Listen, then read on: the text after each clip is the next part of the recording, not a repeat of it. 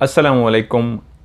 Horror stories के एक new episode के साथ मैं हूं Mazhar Malik. Thank you so much and love you so much आप सबके प्यार भरे फीडबैक का। जैसा कि मैंने आप लोगों से कहा है कि कहानियाँ मैंने बढ़ा दी हैं, इंशाल्लाह इसको और भी मज़ीद अगर आप लोग कहेंगे एक और दिन भी इसका मैं बढ़ा दूंगा, लेकिन जो लाइव का सिलसिला है वो मैं ऐसा चाह रहा हूँ कि जिसमें आप लोग आके उसमें ना सिर्फ शिरकत करें, अपनी ज़िंदगी की कोई भी कहानी, कोई भी वाक़या, कुछ ऐसा जिसको आज तक आप भूल ना सके हों, बहुत ही खौफनाक वाक़या कि जब भी आप याद करते हो तो आप परेशान से हो जाते हो, ज़रूर मेरे साथ शेयर कीजिए लाइव आके। तो एक टाइम जो मैं आपसे कह रहा हूँ, मुझे आप लोगों का फीडबैक है तो इंशाल्लाह ये जल्दी मैं शुरू करने लगा हूँ, तो उसके बाद हम लाइव एक दूसरे की स्टोरीज़ एक दूसरे को सुनाएंगे। और बढ़ाने के लिए आपने स्टोरीज़ को कहा था, वो भी आपकी ख्वाहिश को पूरा करते हुए मैंने अब बढ़ा दी है। जो आज कहानी आपको मैं सुनाने जा रहा हूँ, ये इनकी पिछले हफ्ते भी मैंने कहानी शामिल की थी और इनका नाम है अहमद हुसैन। गांचे गांव है गवाड़ी और सियाचिन से ये इन्होंने कहानी भेजी है। अहमद हुसैन ने बहुत प्यार का इजहार किया, दूसरी कहानी में भी बहुत ज़्यादा उन्होंने मोहब्बत का कहा है। Thank you so much Ahmad Hasan भाई, अल्लाह ताला अहमद हुसैन भाई अल्लाह ताला आपको हमेशा खुश रखे। आपने बहुत ज़्यादा मोहब्बत का इजहार किया। कहानी के हवाले से मैं एक बात आप लोगों को कह दूं कि इसको आगे इसलिए शेयर किया करें कि ये भी एक किस्म का मेडिसन है, एक ऐसी जिससे वो बहुत ज़्यादा लोग जो बीमार हैं, परेशान हैं, जहनी तौर पे उलझे हुए हैं और ज़िंदगी की किसी न किसी परेशानी का मुकाबला कर रहे हैं, किसी इम्तिहान से गुजर रहे हैं, तो यकीन मानिए ये कहानी उनके लिए, वो ऐसे बहुत ज़्यादा लोग जिनको नींद नहीं आती, तो उनके लिए कहानी एक ऐसी मेडिसिन का काम करती है, एक ऐसी दवाई का, एक ऐसी गोली का काम करती है, ऐसी टैबलेट का काम करती है कि जब वो स्टोरी को सुनते हैं तो अपने उन लम्हों को, परेशानियों को, दुख को, बीमारी को, मुसीबतों को भूल जाते हैं। जिनको नींद नहीं आ रही होती उनको नींद आ जाती है। तो सदका जारिया है, एक नेक अमल है कि आप भी किसी को स्टोरी शेयर करें। तो आपने स्टोरी शेयर नहीं की, आपने किसी को प्रोवाइड किया एक मटीरियल, एक मेडिसिन कि यार तुम परेशान हो, नींद नहीं आ रही, ये लो, इसको इस्तेमाल करो, तुम्हारी परेशानी ख़त्म हो जाएगी, नींद आ जाएगी, तुम्हें सुकून की नींद आएगी। तो इसलिए मैं कहता होता हूँ आप लोग भी लाजमी प्लीज़ इस कहानी को आगे शेयर किया करें ताकि लोगों की मदद हो सके। सियाचिन की जो उन्होंने मुझे कहानी भेजी है, उन्होंने कहा है कि मैंने आपको पिछली कहानी में भी बताया था कि जो ये पहाड़ी सिलसिले होते हैं जहाँ आबादी बहुत नीचे होती है और इंसान ऊपर पहाड़ों पे जाके कुछ अरसा गुजारते हैं और उसके बाद नीचे उतर आते हैं, तो यकीन मानिए वहाँ पे आज के दौर में भी मुख्तलिफ़ किस्म के वाक़यात हो रहे हैं। ऐसे वाक़यात जिनको आप सुनना चाहते हैं, ऐसे वाक़यात जिनमें जिन्नात का तस्करा होता है, एक ऐसी मखलूक जिनको हमारी आँखों की फ्रिक्वेंसी नहीं देख सकती, लेकिन वो मखलूक जब भी कोई रूप धारती है, किसी शक्ल में आती है रूप धार के, तब हम उनको देख सकते हैं। लेकिन बहुत कम लोग पहचानते हैं कि सामने कोई इंसान खड़ा है या कोई जिन। तो आज भी बहुत ज़्यादा लोगों के साथ इस तरह के मामलात हो रहे हैं। कहानी से हट के मैं बात कर रहा हूँ, मेरे पास बहुत ज़्यादा जो इस तरह के केसेस आते हैं उनको जब मैं तफसील से सुनता हूँ, उनके साथ बात करता हूँ या वीडियो कॉल पे उनके घर को देखता हूँ, तो यकीन मानिए उस घर को देख के मुझे अंदाज़ा हो जाता है कि ये जिन्नात के साथ रह रहे हैं। बहुत कम लोगों को मैं बताता हूँ, ये वाली बात मैं सिर्फ पढ़ने के लिए बता देता हूँ, लेकिन मैं देख लेता हूँ कि यहाँ इस घर के अंदर जिन्नात का बसेरा है। अगर उस फैमिली को ये बात बता दी जाए तो वो कभी भी रात को सो नहीं सकेंगे जब ये एहसास हो जाएगा कि इस घर के अंदर जिन्नात भी रहते हैं। तो वाक़यात आज भी हो रहे हैं। वो कहते हैं हमारे गांव वाले उस वक्त ऐसा करते थे, 21 जून से लेकर सितंबर तक अपने मवेशी, गाय, भैंस, बकरियां, ये सारे जानवर ऊपर पहाड़ों पर ले जाते थे और वहाँ पे सबको ड्यूटी देनी होती थी उस हिसाब से, जिस हिसाब से मिसाल के तौर पे एक गाय है वो 15 किलो दूध देती है, तो नंबर के हिसाब से मैं कुछ सवाल भी उनसे पूछना चाह रहा था, लेकिन क्योंकि जो हॉरर इस कहानी का हिस्सा है वो मैं समझ गया था, इसलिए नहीं भी बात हो सकी, कोई बात नहीं। कि वो कहते हैं कि जब अगर एक गाय 15 किलो दूध दे रही है तो उसका पहला नंबर आता था ऊपर जाने के लिए। गाय 14 केजी दे रही है तो उसका दूसरा नंबर, 13 किलो दे रही है उसका तीसरा नंबर। इसी तरह वो अपनी अपनी गाय, भैंस, भेड़, बकरियों को ऊपर पहाड़ पर ले जाते और दूध के लिए हर उस शख्स को ऊपर जाके 1 हफ्ते के लिए, 10 दिन के लिए, 15 दिन के लिए, जिस तरह की उसकी मवेशी का दूध होता, उतने ही दिनों पे मुहित उसको वहां पे ऊपर रहना पड़ता।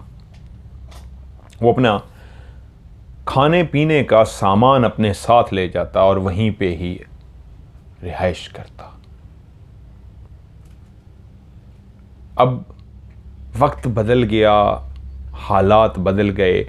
वो पहाड़ जिन पे कभी रास्ता ही नहीं होता था, वो कहते हैं कि जिन जगहों की ये कहानी मैं आपको सुनाने जा रहा हूं, अहमद हुसैन कहते हैं वहां पे इतना मुश्किल रास्ता था, 2 से 2.5 घंटे बाजू का अंधेरे की वजह से 3 घंटे भी ऊपर चढ़ते चढ़ते लग जाते थे। लेकिन उस वक्त के गांव के लोग बहुत ज़्यादा मेहनती होते थे, वो ज़रूर ऊपर जाते थे। आज किसी को कहा जाए कि आपने पहाड़ पे 3 घंटे चढ़ना है तो उसको बुखार हो जाएगा, वो वैसे ही नहीं जाएगा।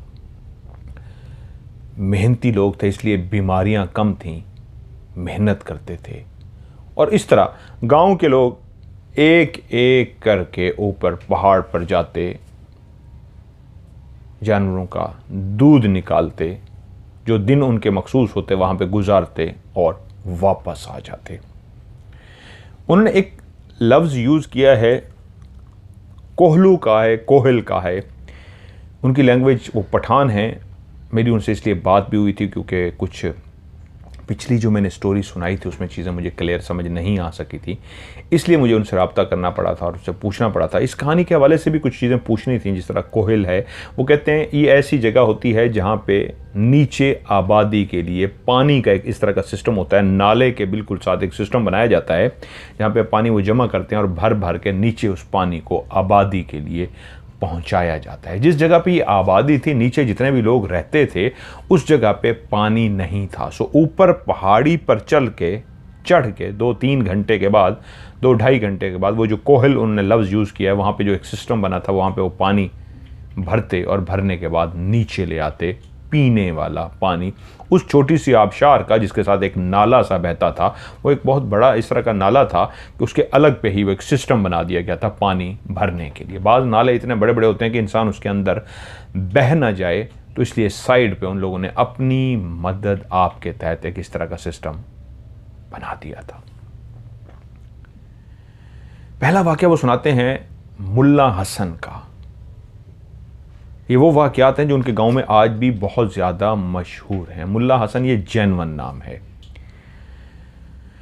मुल्ला हसन ये भी एक गांव के अंदर अजान देता था। गुजारा गुसर बसर एक इमाम की हैसियत से ही था। वो इमाम जो मस्जिद में नमाज भी पढ़ा देता था, वो जो मस्जिद के अंदर अजान भी देता था, लेकिन उसकी अपनी गुजर बसर के लिए भेड़ बकरियां उसने काफ़ी अपनी पाल रखी थी।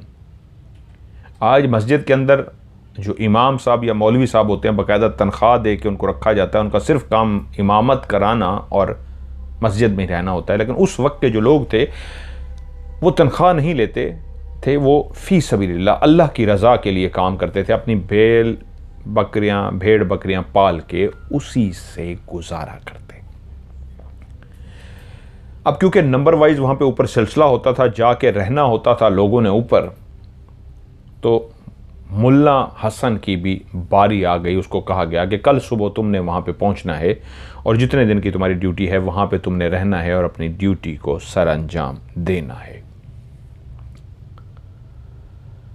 अब उसने पूरे 1 हफ्ते का अपना सामान था जो लेकर जाना था।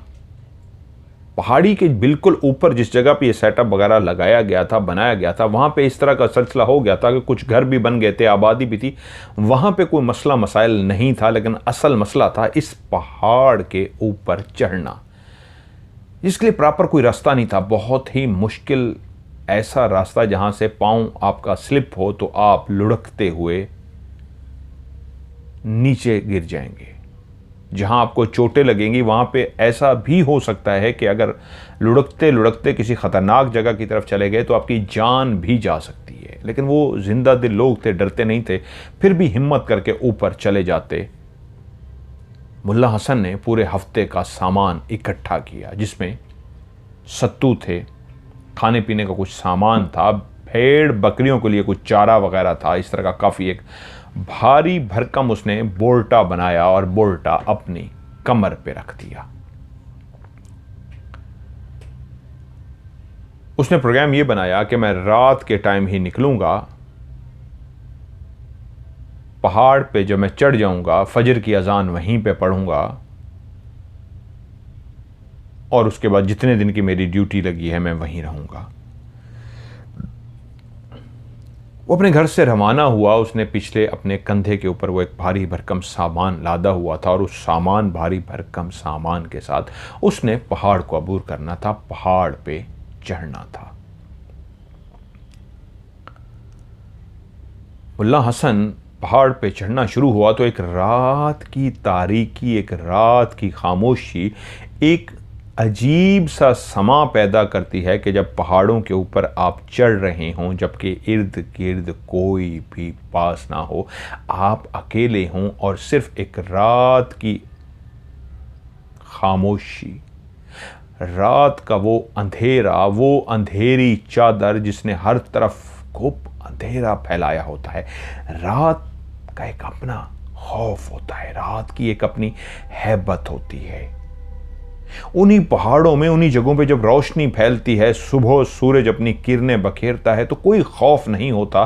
लेकिन यूं ही शाम ढलती है और रात की काली घुप घटा अपनी चादर फैला देती है, हर तरफ अंधेरा कर देती है, तो वही पहाड़ों में एक खौफ सा आता है। अपना साया भी महसूस हो जाए तो लगता है पीछे कोई आ रहा है। और जब रात के टाइम अकेला शख्स कोई ऊपर चढ़ने की कोशिश करता है तो उसके लिए बहुत खौफनाक मंजर होता है। बेशक वो गांव के लोग थे, बहादुर लोग थे, लेकिन उससे पहले भी कई वाकयात ऐसे सुन चुके थे, हो चुके थे। मजबूरी ये थी और उनके पास कोई ऑप्शन ही नहीं था, सो उनको इस पहाड़ पे चढ़ना ही चढ़ना था। वो अपनी उसी बोरी को कंधे पे रखे अब पहाड़ पर चढ़ रहा था। मुल्ला हसन कहता है कि मैं बाज़-औक़ात पाँव अंदाजे से रखता तो मेरे पाँव के नीचे जो पत्थर होता वो अपनी जगह से खिसक जाता और जैसे पत्थर खिसक जाता तो मेरा पाँव स्लिप हो जाता। लेकिन मुझे अपने वजूद को कंट्रोल इसलिए करना पड़ता कि मेरे पीछे एक भारी भरकम सामान का बोर्टा था, एक बोरी भर के मैंने उठाई हुई थी, काफ़ी वज़न था। बग़ैर साजो सामान के जब आप चढ़ते हैं तो फिर इतना डर नहीं होता, लेकिन जब आपने वज़न उठाया होता है तो पाँव स्लिप होता है, उस वक्त गिरने के बहुत ज़्यादा चांसेस होते हैं। लेकिन मैं फिर भी अल्लाह का नाम लेते लेते आहिस्ता आहिस्ता चढ़ रहा था। मैंने रात का इसलिए रखा था कि सुबह को मुश्किल होती है, रात ज़रा ठंडी होती है, सुकून से बंदा ऊपर चला जाता है। और 2-3 घंटे 4 घंटे भी बाजू का इसलिए लगते थे कि वो घुप अंधेरा नज़र नहीं आता था और ये लोग रात को ही ऊपर जाते थे। मुल्ला हसन भी कहता है मैं चढ़ते चढ़ते चढ़ते दरमियान में उस जगह पे पहुंच गया जहाँ पे एक नाला भी आता था। ये आबशार ऊपर तक जाती थी। भेड़ बकरियां जानवर जो उन्होंने रखे हुए थे वो बिल्कुल ऊपर थे। लेकिन वो कहता है मैं चढ़ते चढ़ते चढ़ते उस रात की तारीकी में उस जगह पे पहुँच गया जहाँ पे वो कोहल था, जहाँ से वो गाँव के लोग पानी भरते थे अपने पीने के लिए, और साथ में नाला भी था।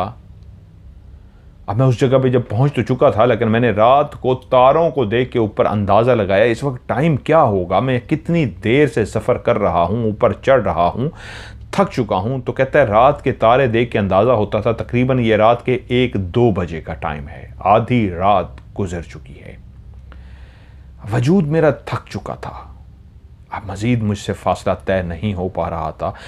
100-200 फुट के फासले पे वही कोहल था जहाँ से वो पानी भरते थे और नाला भी था। तो मैंने सोचा क्यों ना अभी मैं कुछ देर यहाँ पे कमर सीधी कर लूँ, कमर दुख गई थी, और जैसे ही सुबह फजर की अजान का टाइम होगा मैं उठूँगा और अपना बाकी सफ़र तय कर लूँगा। वैसे भी मैं अब करीब पहुँच चुका हूँ, लेकिन अब हिम्मत जवाब दे रही है, मज़ीद ऊपर चढ़ना मेरे लिए बहुत मुश्किल है। मुल्ला हसन कहता है कि मैं ये फैसला करते ही बजाय ऊपर चढ़ने के वही साइड की तरफ चला गया जहाँ 100-150 फुट के फासले पे वो सारा कोहल था। कमर पे वो जो मैंने सामान लादा हुआ था, जो भारी भरकम बोरटा सा था, उसको मैंने उतार के साइड पे रखा और ऐसे कमर को एक सुकून सा आ गया। मैंने अपनी कमर को नीचे बैठ के ऐसे टेक सी लगाई तो ऐसा लगा ज़िंदगी में एक सुकून सा आ गया है। काफ़ी देर से मैं थक चुका था। मैंने फ़ैसला किया अब वो रास्ता जहाँ से ये कोहल और ये पानी और नाला ये था, इससे थोड़ा सा ये ऊंचाई पे था, उसी जगह पे नहीं, उससे थोड़ा सा ऊंचाई पे एक जगह बनी थी, तो उसके ऊपर जाके ये बैठ गया क्योंकि ये एक रास्ता था, गुजरगाह सी थी जहाँ पे ये पानी नाला और कोहल सा था। उससे थोड़ा ही ऊपर वो कहता है मुझे जगह मिली बड़ी लेटने के लिए थी, ऐसी बनी हुई थी, वहाँ पे अक्सर ऐसे लोग जिस तरह लेट भी जाते थे, तो वो वहाँ पे पत्थर और ज़रा वो कम था कि आपकी कमर पे जो चीज़ें चुभती हैं। तो मैं जाके सुकून से ऐसे लेटने ही लगा था, आंख बंद की, और मैंने आंख बंद करते ही अपना बाजू ऐसे आंखों पे रखा ही था कि मेरे कानों ने एक शोर सा सुना, एक ऐसा शोर जैसे मुझे क्लियर लगा कि कोई, जिस तरह शादी के मौके पे बाजा बजाया जाता है, शादी के मौके पे, बारात के मौके पे खुशी के इजहार के लिए ढोल बजाया जाता है, बाजा बजाया जाता है, ऐसा ही ढोल और बाजे की आवाज़ आ रही थी। मेरे कानों ने जैसे ही इस आवाज़ को सुना, बेशक रात की तारीकी थी, दूर दूर तक आवाज़ गूंज के इसलिए जा रही थी कि रात की अपनी खामोशी और ऊपर से पहाड़ों के बीच में जब आप ढोल या बाजा बजाएंगे तो वो गूंजती है, आवाज़ दूर दूर तक जाती है। तो ये मेरे कान से नहीं सुन पा रहे थे, मुझे अंदाज़ा हुआ ये आवाज़ बहुत दूर तक जा रही होगी, लेकिन उस बंद आंख को मैंने फौरी खोल दिया कि ये क्या हुआ, अभी तो लेटा ही था, ये कहाँ से आवाज़ आनी शुरू हो गई। तो मेरे कान की सिमत ने बताया कि आपके उल्टे हाथ पे वो जो नीचे की तरफ कोहल है, वहाँ की तरफ से ये आवाज़ आ रही है। काफ़ी देर से मैं पैदल चल रहा था। आज अंधेरे वाली रात थी, लेकिन हम गांव के लोग आदी होते हैं, अंधेरे में देख सकते हैं, तभी तो पहाड़ के ऊपर चढ़ सकते हैं। अगर अंधेरे में देखने के हम काबिल ना हों तो कहीं भी ही हमारा पाँव स्लिप हो और हम नीचे गिर जाएं। तो तभी मैंने नीचे झांक के देखा, थोड़े ही फासलों पे जो मेरे पास जो कोहल था वहाँ पे मैंने देखा एक आबशार सी है, उसके बिल्कुल साल वो नाला सा बह रहा है। मैंने देखा कि सफ़ेद कलर का एक घोड़ा है, उसके पीछे एक और घोड़ा है, उसके पीछे एक और घोड़ा है, और वो जो सफ़ेद कलर के घोड़े से आ रहे थे बिल्कुल सफ़ेद, ऐसे जैसे कोई नायाब नस्ल का घोड़ा होता है सफ़ेद सा, ऐसे ही वो घोड़े थे, एक के बाद एक आ रहा था। और उन घोड़ों के ऊपर सफ़ेद लिबास में मलबूस इंसान बैठे थे। और मैं हैरान इस बात पे हुआ, वो उसी नाले के अंदर से निकल रहे थे। इस जगह इस तरह की थी जैसे कोई आबशार के पीछे से निकला हो और नाले के अंदर चला जाता हो और उसके बाद नाले के अंदर से निकल रहा हो। मुझे झटका सा लगा कि ये कैसे मुमकिन है। जिस सिमत से ये आ रहे हैं उस सिमत में रास्ता तो मौजूद है, लेकिन ये सीधा रास्ते पे आने की बजाय ये आबशार के पीछे क्यों जा रहे हैं, और आबशार के पीछे से नाले के अंदर क्यों जा रहे हैं कि नाले के अंदर से अब घोड़ा और सफ़ेद घोड़े के ऊपर सफ़ेद शलवार कमीज में मलबूस एक इंसान बैठा हुआ है। और वो घोड़ा जब उस नाले के बाहर निकलता है तो एक रास्ता सा बनता है नाले के अंदर से, वो बाकायदा इस तरह क्लियर खुद ब खुद रास्ता बनता है कि वो फिर घोड़ा बाहर निकलता है। और वो जो शख्स उसके ऊपर सवार है, वो जो घोड़ा है, वो नाले के अंदर से निकल रहा है, लेकिन वो गीले नहीं हैं, उनकी टांगें तक गीली नहीं हैं। उसके ऊपर जो सवार बैठे हैं वो भी बिल्कुल सफ़ेद शलवार कमीज पहने और बिल्कुल खुश्क लिबास के साथ बाहर निकल रहे हैं।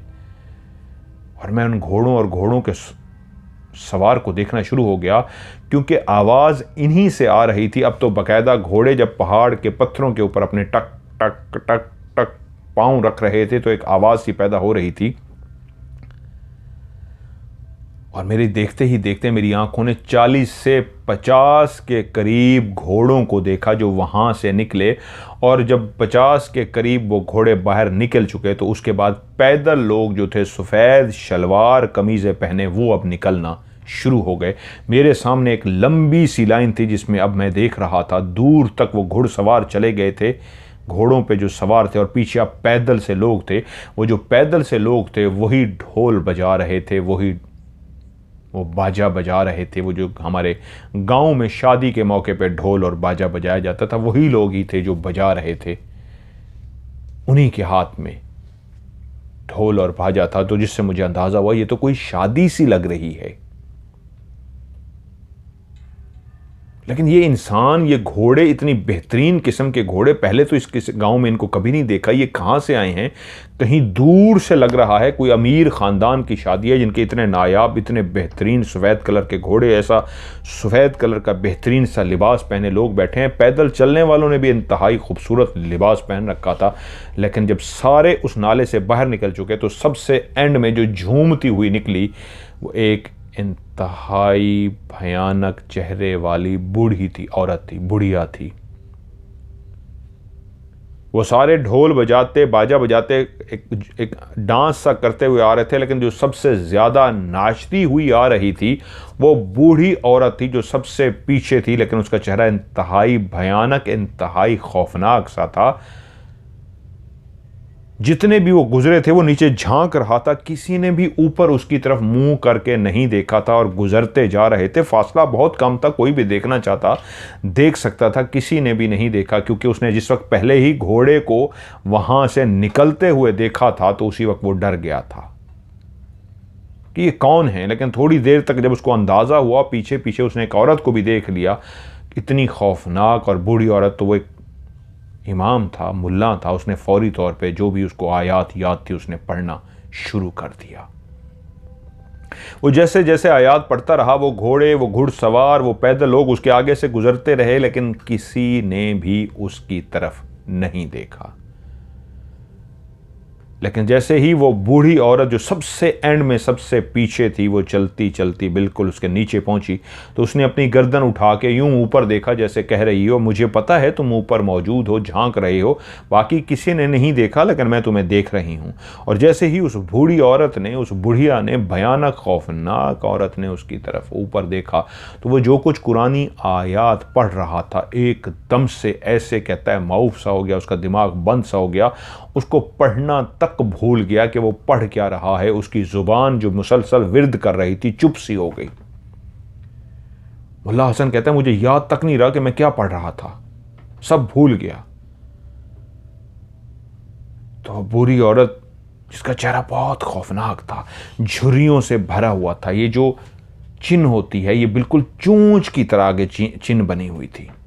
लंबे लंबे से, बहुत लंबे लंबे से उसके कान थे, ऐसे इतने लंबे कान किसी इंसान के नहीं हो सकते। और उसके हाथों पे मेरी निगाह पड़ी तो उसके हाथ बहुत ही लंबी लंबी उंगलियां, और इतनी लंबी उंगलियों के आगे भी बड़े बड़े नाखून थे। और रात के अंधेरे में भी नजर आ रही थी, लेकिन बहुत खौफनाक, जिसको मैं समझ चुका था ये इंसानों की बारात नहीं थी। जो पीछे पीछे बुढ़िया आ रही है ये कोई इंसान नहीं है, इसका चेहरा बताता है ये कोई और मखलूक है। तभी जब बुढ़िया ने ऊपर देखा तो उसको पढ़ना भी भूल गया, क्या पढ़ रहा है, क्या कह रहा है, उसको कुछ भी याद ना रहा। वो बूढ़ी नीचे खड़ी हो गई, उसको देखती रही और उसके बाद बोली पढ़ना, पढ़ता क्यों नहीं, अब चुप क्यों हो गया है, पढ़ना, पढ़ पढ़, शाबाश पढ़। और बूढ़ी वो कहता है इस अंदाज में तंजिया बोल रही थी कि जब उसने कहा ना पढ़ना, तो जैसे कोई बोलता है नकलें उतारता है, ऐसे नकलें उतारना शुरू हो गई जैसे वो पढ़ रहा था ऊपर मुल्ला। उसी अंदाज में उसकी आवाज उस औरत तक नहीं जा रही थी, वो बहुत आहिस्ता से पढ़ रहा था कि साथ वाले को भी ना सुनाई दे। लेकिन वो कहती हैं वो जो कुछ भी पढ़ रहा था उन्हीं आयात की तरह उसने एक नकल सी उतारी, जो यानी बाकायदा जैसे उसने सुन लिया हो कि इसने कौन सी वाली सूरत पढ़ी है, कौन सी वाली आयत पढ़ी है, उसका ऐसे ही आवाज़ निकाल के बता रही है, यूं यूं यूं यूं यूं पढ़ो ना, अब पढ़ते क्यों नहीं, रुक क्यों गए हो। उसको एकदम एहसास हुआ कि इसको उन आयात तक का भी पता लग गया और ये नकल उतारी है, ये कोई खबीस चीज़ ही है, इंसान नहीं है।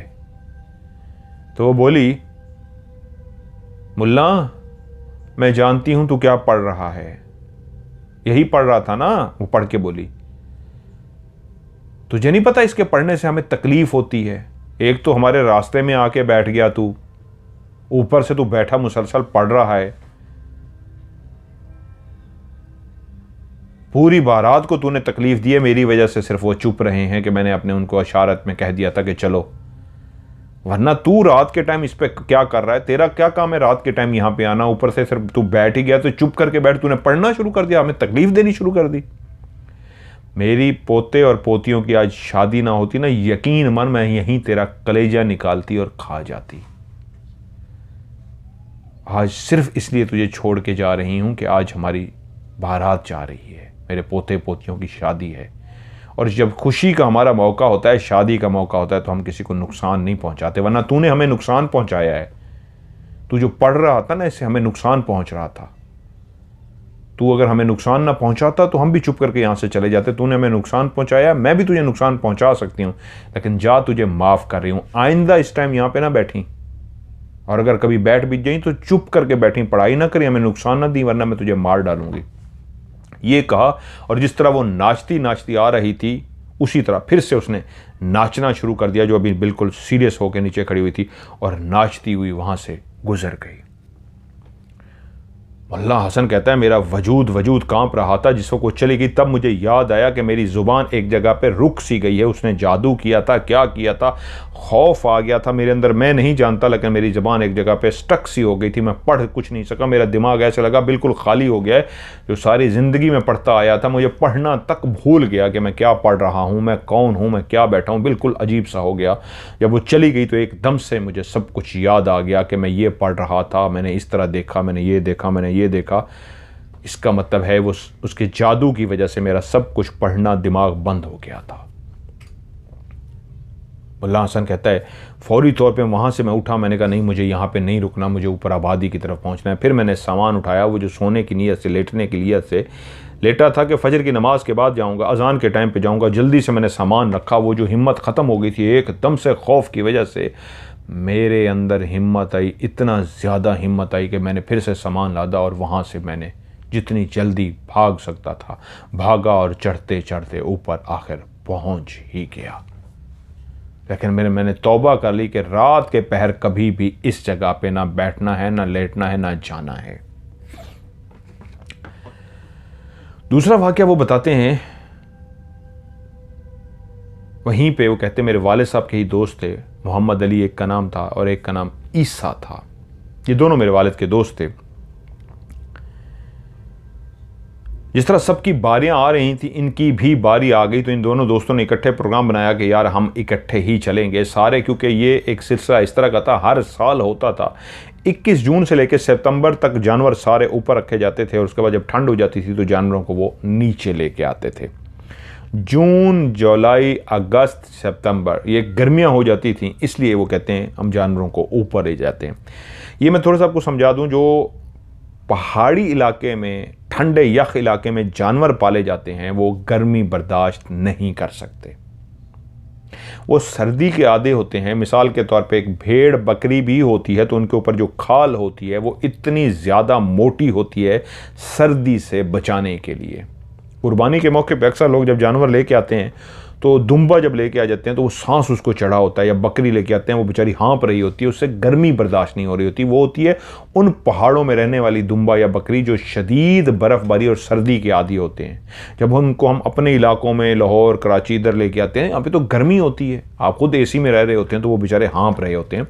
तो वो गाँव के लोग क्या करते हैं, अपने उन जानवरों को जो शदीद सर्दी का लिबास पहने होते हैं, कुदरती लिबास जो अल्लाह ने उन जानवरों के ऊपर बनाया होता है खाल की सूरत में, बालों की सूरत में, तो सर्दियों में तो नीचे सितंबर, अक्टूबर, नवंबर, दिसंबर, जनवरी, फरवरी, मार्च, अप्रैल, मई, ये सारे ठंडे महीने होते हैं, वो कहते हैं नीचे जानवर नीचे रहते हैं। लेकिन जैसे 21 जून आता, शदीद गर्मी होती, तो हम जानवरों को फिर नीचे, क्योंकि गर्मी हो चुकी होती थी, हम उनको ऊपर पहाड़ों पे लेके जाते, चोटी पे जो ठंडा इलाका होता, और जानवर वहीं पे रहते, और जो ऊपर शदीद ठंड शुरू होती तो हम जानवरों को नीचे ले आते थे। ये उनका एक सिस्टम था। तो क्योंकि अब ये हर साल होता था और सालों साल से होता आया था, उन जानवरों को ठंड में ही रखना होता था, इसलिए वहाँ पे मुसलसल वाक़यात होते। चौरहीम का भी मैंने जो वाक़या आपको सुनाया है, जिसको एक बला जिसने मुंह से आग और खून निकालती थी, आग का फुआरा निकलती थी, वो भी वहीं मिली थी। इसी तरह मोहम्मद अली और उसका दोस्त ईसा, अब उनकी बारी थी, उन दोनों ने प्रोग्राम बनाया कि चलो अब हम ऊपर चलते हैं। ऊपर रहने के लिए जो लोग जाते थे अपनी अपनी ड्यूटी देने के लिए अपने अपने जानवरों के हिसाब से मुख्तलिफ लोगों ने जगह बनाई हुई थी। एक बहुत बड़ी जगह जहाँ पे वो जानवर थे वहीं पे रहते, लेकिन उसके बाद वो इर्द गिर्द अपने कहीं पे भी जाके ठिकाने उन्होंने बनाए हुए थे, वहाँ पे जाके वो रह लेते थे। मोहम्मद ईसा और मोहम्मद अली ने अपना एक जिस तरह का ठिकाना बनाया हुआ था, वो एक ऐसी जगह उन्होंने ढूंढी थी जहाँ पे 3 तरफ से इस तरह पहाड़ आ गया था कि उसको अगर ऊपर छत डाल दी जाए और आगे से दीवार को बंद कर दिया जाए तो एक कमरा सा बन जाता था। तो इन लोगों ने क्या किया, वहीं पे ऊपर झाड़ फूंच इस तरह की लकड़ियाँ शकड़ियाँ डाल के एक फर्जी सी छत सी बना ली थी और आगे भी कुछ पत्थर इस तरीके से रख दिए थे कि अंदर जाके कोई बंदा लेट सकता है, क्योंकि पहाड़ों की ऐसी जगहों पे सिर्फ हिफाजत होती है ऐसे जंगली जानवर दरिंदे जो आके इंसानों को नुकसान पहुंचा सकते हैं, उनसे बचने के लिए कि रात को जब वो सोते थे तो इस तरह अपनी इर्द गिर्द पहाड़ों की ओट लेके ऊपर छत डाल के और नीचे दरवाज़ा तक इस तरह बनाते थे कि वो आराम से लेट सकें, कोई जानवर ना आ जाए। मोहम्मद अली और उसका दोस्त ईसा अपनी ड्यूटी देने के लिए वहाँ पे रवाना हुए। वो कहते हम अपनी भेड़ बकरियों के पास जाते, उनको घुमाते फिराते इधर उधर लेके जाते और एक टाइम आता तो हम उनका दूध निकालते, लेकिन खाने पीने का अपना सामान हम अपने साथ लेके जाते थे, अपने मवेशियों के लिए भी लेके जाते थे। जिस तरह मैंने कहा वो पहले मुल्ला हसन भी लेके जा रहा था, इसलिए सारे ही लेके जाते। इसके बावजूद कि मुल्ला हसन के साथ वो वाक़या पेश आया था, लेकिन वो वापस नहीं आया था, वो गया फिर भी ऊपर था क्योंकि उसकी ड्यूटी थी, ऊपर भी कुछ लोग थे, उसने अपना टाइम वहीं, जितने दिन की उसकी ड्यूटी लगी थी उसने वहीं पे गुजारी थी। इन गाँव के लोगों की ख़ास बात ये होती है, चाहे कुछ भी हो जाए, इतना खौफनाक से खौफनाक वाक़या उनके साथ हो जाए, लेकिन वो अपने काम को फिर भी पूरा करते हैं। उनको पता है गुजर बसर कैसी होगी, जानवर के लिए चारा नहीं लेके जाएंगे, उनका देखभाल नहीं करेंगे, जानवर मर जाएंगे, तो चाहे जिन भूत भी आ जाएं वो अपना काम पूरा करते थे। ऐसे ही मोहम्मद अली और ईसा भी ऊपर ही थे। वो कहते हैं हमने वो कमरा टाइप सा बनाया हुआ था, एक आरजी सा ऊपर छत सी थी, उसके ऊपर हमने दीवारें शिवारें भी दे रखी थी। दीवारें तो कुदरती वो पहाड़ की थी, आगे एक पत्थर शत्थर से बंद कर दिया था, सुकून से एक बंदा अंदर जाके लेट सकता था। एक शाम वो कहता है मैं गाय को लेके आया, मैंने कहा मैं गाय का दूध निकालता हूं। ईसा बोला कि ठीक है यार, मैं जरा अंदर जाके फिर लेट रहा हूं। मोहम्मद अली बोला ठीक है यार, तू लेट जा, मैं गाय का जरा दूध निकालूं। शाम का टाइम था। वो कहता है मैंने गाय को लेके आया, गाय को आके मैंने ऐसे बांध सा दिया, मैं बर्तन लेने के लिए गया कि बर्तन ले आऊं और उसके बाद बर्तन रख के जो गाय का है वो मैं दूध निकाल सकूं। मैं बर्तन लेके कह रहा, मैं जैसे ही आ रहा था मुझे ऐसे आवाज आई जैसे कोई आ रहा है, चलने की आवाज जैसे किसी की आती है, ऐसे ही चलने की आवाज आ रही थी। अब यकीनन जब एक इंसान एक तो अंदर लेटा है ईसा और मोहम्मद अली बाहर है, आपको चलने की आवाज़ आती है तो आप फ़ौरन मुतवज्जो हो जाते हैं ऐसी जगहों पे जहाँ पे दूर दूर तक इंसान ना हो और कोई आ रहा हो तो बड़ा खूबसूरती से वेलकम करते हैं। कोई आ रहा होगा, खड़े होकर गपशप करेंगे, बातचीत करेंगे। जब आप वीरानों में जंगलों में ऐसी जगहों पे रहते हैं ना, तो कोई मिलने के लिए कोई इंसान गुजर भी रहा हो तो आपको बड़ा दिल करता है उससे बात करने को, बिठाने को, मेहमान नवाजी करने को, क्योंकि आप उसके बाद बातचीत करने वाला कोई नहीं होता। कहता जैसे मुझे चलने की आवाज़ आई मैंने इधर उधर देखना शुरू कर दिया, लेकिन इधर उधर कोई भी नहीं था। मैंने कहा यार कोई होगा, इधर उधर देखा, जब कोई नहीं है तो मैं 2 कदम आगे बढ़ा। फिर मेरे कानों ने एक आवाज़ सुनी, कोई चल के आ रहा है। मैं फिर से रुक गया कि यार मेरा वहम नहीं है, मैंने पहले भी आवाज़ सुनी है। फिर किसी के चल के आने की आवाज़ आ रही है। मैंने फिर अच्छी तरीके इधर उधर देखा, कोई भी नहीं है। फिर मैं आगे बढ़ा। अभी घुप अंधेरा नहीं हुआ था, अभी शाम हुई थी। अंधेरा जरूर था, घुप ने अंधेरा नहीं होता, रात का घुप अंधेरा। वो कह रहा मैं थोड़ा सा और आगे बढ़ा तो फिर मेरे कानों ने फिर से एक आवाज़ को सुना कि कोई क्लियर है जो चल रहा है। लेकिन जब मैं उस आवाज़ को देखने के लिए, सुनने के लिए रुक जाता हूं तो वो आवाज़ गायब हो जाती है, लेकिन ये क्लियर था कि कोई पास है सही।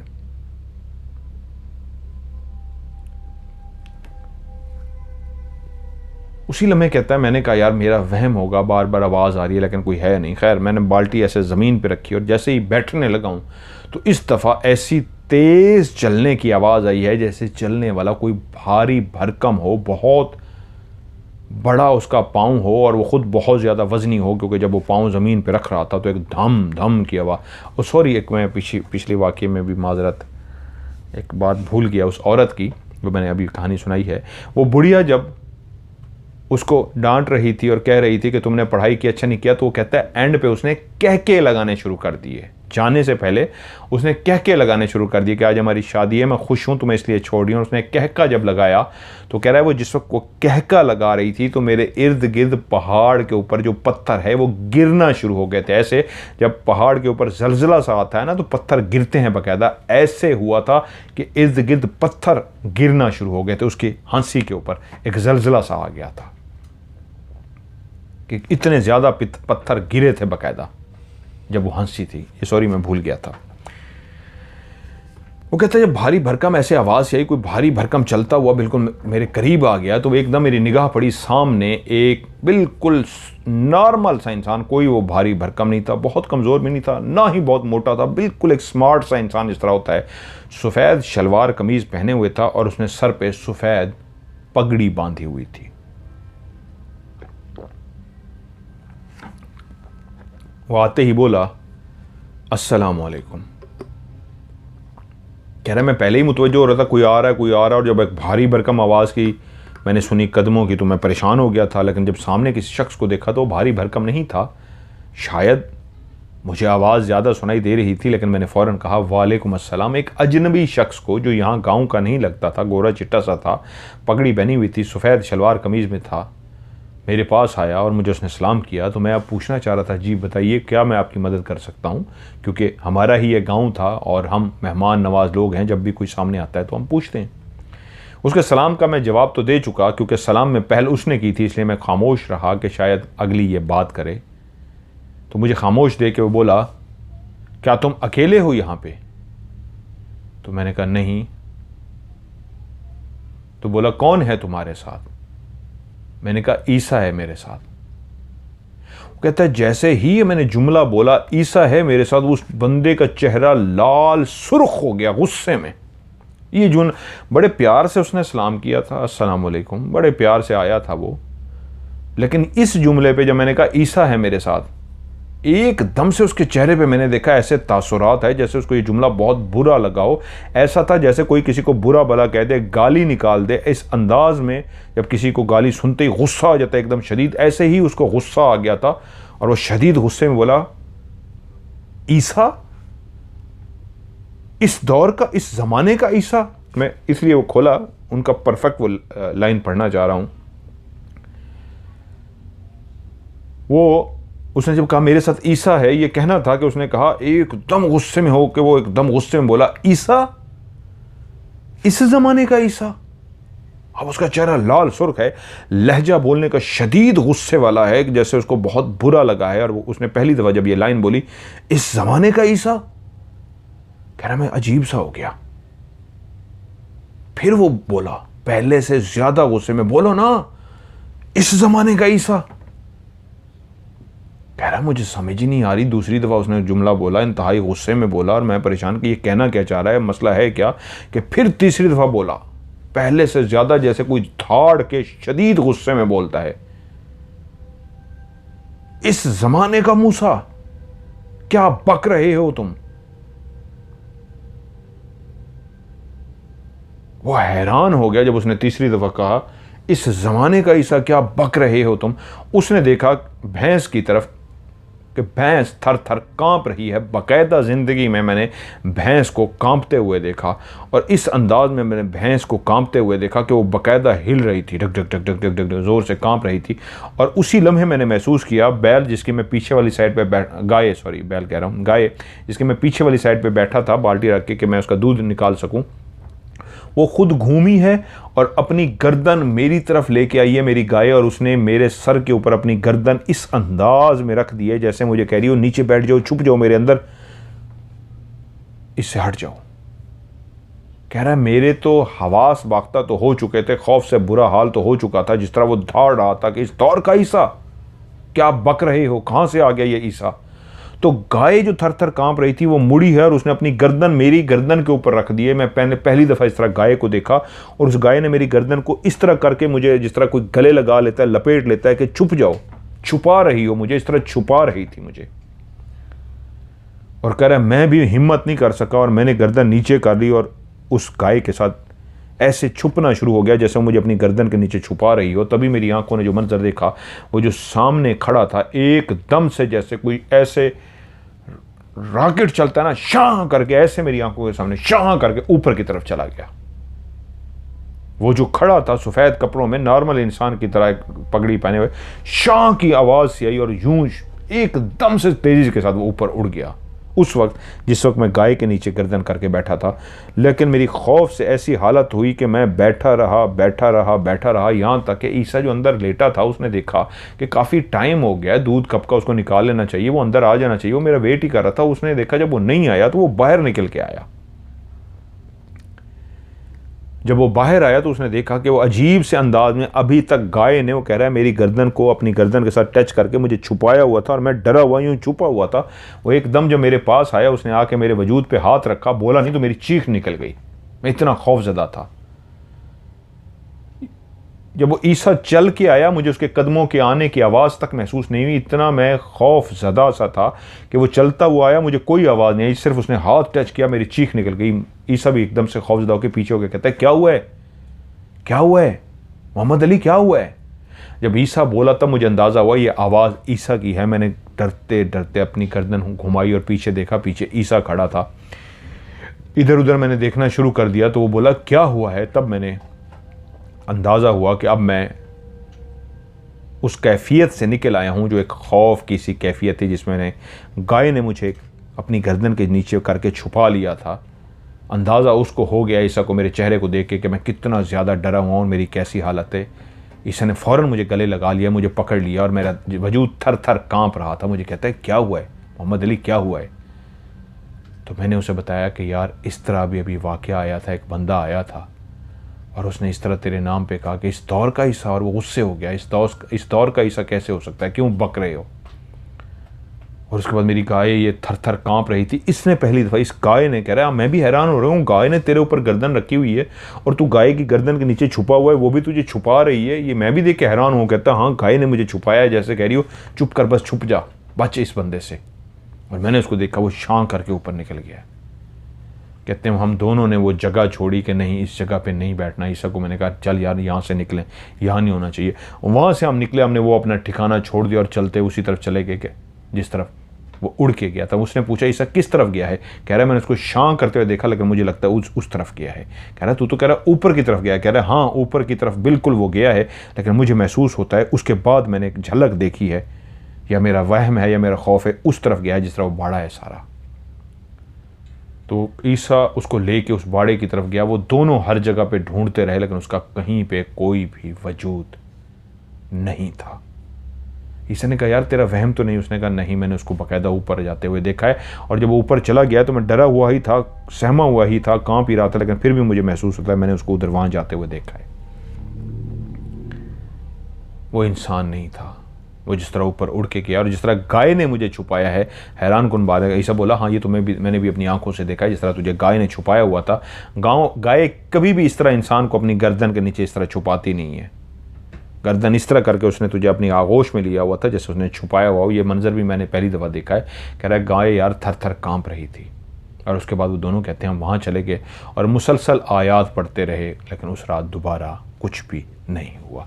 ये दो वाक़यात हैं जो उन्होंने मुझे भेजी, और कहते हैं इस तरह के वाक़यात और भी कई ज़्यादा हैं जो वहाँ पे हुए हैं, क्योंकि मैंने आपको कहा ना जो इस तरह के पहाड़ होते हैं वहाँ पे अभी भी इस तरह के कई वाक़यात मेरे अपने नोटिस में भी हैं, मेरे हैं अपने भी, वो मैं इंशाल्लाह मैं आपको सुनाऊँगा। इस तरह के वाक़यात होते रहते हैं। तो ये थी कहानी जो मुझे भेजी, और मैंने सियाचिन से गाँव गवाड़ी से जो मैंने आपको सुनाई, जिन्होंने भेजी उनका नाम है अहमद हुसैन। तो आप भी अपनी कहानियाँ भेजिए, अभी काफ़ी मेरे पास कहानियाँ आई हुई हैं, इंशाल्लाह उनको भी मैं हॉरर स्टोरी का हिस्सा बनाऊंगा। बहुत बहुत खौफनाक कहानियाँ हैं, लेकिन क्योंकि सबकी कहानी मुझे शामिल करनी होती है, तो ये उनकी 2 कहानियाँ थी जो मैंने शामिल की, और उनको भी मैंने यही कहा था, आपसे भी यही कहूँगा, अगर आप दूसरी दफ़ा, तीसरी दफ़ा या 10वीं दफ़ा या 100वीं दफ़ा कहानी भेजें तो हर दफ़ा आपने अपना नाम वगैरह दोबारा से लिखना है।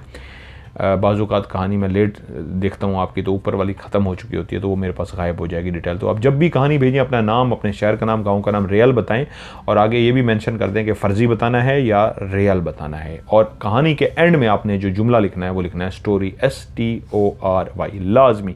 अगर स्टोरी या कहानी लिखना भूल जाएंगे, उर्दू में कहानी लिख सकते हैं, लिखना भूल जाएंगे तो कहानी प्रोग्राम में शामिल नहीं होगी। कहानी को आप मेरे व्हाट्सएप पे वॉइस मैसेज रिकॉर्ड करके भी भेज सकते हैं, या फिर कहानी लिख के भी भेज सकते हैं। लिख के भेजने का तरीका एक होता है, वैसे व्हाट्सएप पे लिखें, वरना एक कागज़ पेंसिल लेके साफ साफ लिखाई जो पढ़ी भी जा सके, पेज लेके उसके ऊपर लिखें और उसकी तस्वीरें खींच के मुझे आप भेज सकते हैं। और मेरा व्हाट्सएप का नंबर जिस पे ये कहानी भेजनी है +9292 पाकिस्तान का कोड है, आगे नंबर है 313665550। मैं रिपीट कर देता हूँ, +92 313665550। इसको उर्दू में पढ़ेंगे +923136655500। इस पे आप मुझे अपनी हॉरर स्टोरी सेंड कर सकते हैं। सो आज की हॉरर स्टोरी से मज़हर मलिक को दीजिए इजाज़त। अपना ढेर सारा ख्याल रखिएगा। खुदा हाफिज़।